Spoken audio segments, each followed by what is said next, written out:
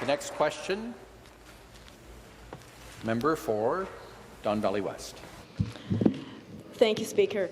We have heard this government talk about the importance of primary care providers, and building medical schools to train more family doctors will help in the years ahead.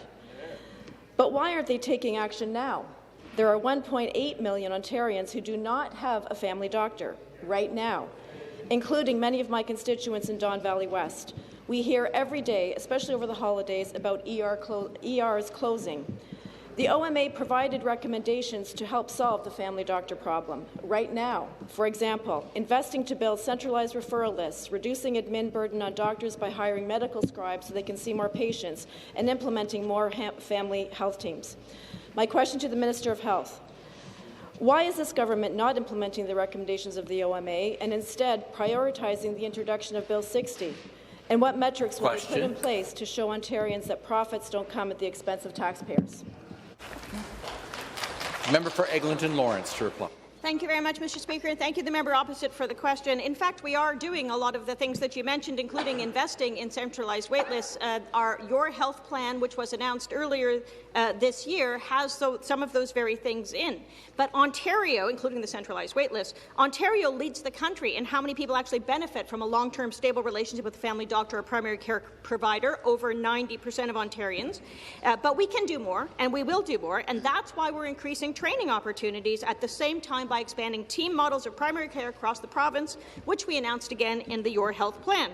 Work is underway to train the next generation. We're adding physician spots, including 450 new spots for physician training, 52 new spots for physician assistants, 150 new nurse practitioner spots, 1,500 additional nursing spots, 24,000 PSW spots. By adding these new health human resources to Ontario's workforce, more team-based care will be made available to Ontarians. Your supplementary question. Thank you, Speaker. This government seemed to take its eye off the ball when it came to the impact of Bill 124 on the healthcare system. They seem to neither know and certainly don't report the growing number of unfilled nursing positions in hospitals and nurses leaving the profession. Bill 124 led to surgical backlogs, closed ERs, and unnecessary suffering for the people of Ontario, including our nurses. Public servants of this government's Ministry of Health stated this in a leaked memo. One impact of Bill 124 is quite clear. This government is underspending on health care by underpaying the remaining nurses we do have, contributing to underspending to the tune of $4.9 billion in the next 3 years, according to the FAO. Speaker, my question to the Minister of Health: will the government take accountability for their Bill 124 mistake and invest some of the billions they've parked in contingency funds to fix the staffing mess they created with Bill 124? Minister of Colleges and Universities to reply. And thank you to the member for the question.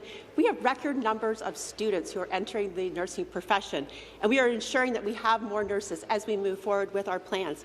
And this is in no parts to the NDPs and the Liberals who do not support us every step of the way. We continue to make investments in registered nurses, registered practical nurses, PSW, every time the opposition votes against those measures. We are allowing our colleges and universities to now offer standalone nursing programs across the province, and this will ensure that nursing students can practice in their area and continue to be professionals in those areas. As part of Bill 60, we also expanded, we're hiring more health human resources, but we've also expanded the Learn and Stay program that now not only is there for nursing students, but also for lab techs and paramedics. And this is in exchange free tuition to continue practicing in those areas after graduation. We will ensure that more students are entering the profession as we continue to build Ontario's world-class healthcare system. Thank you.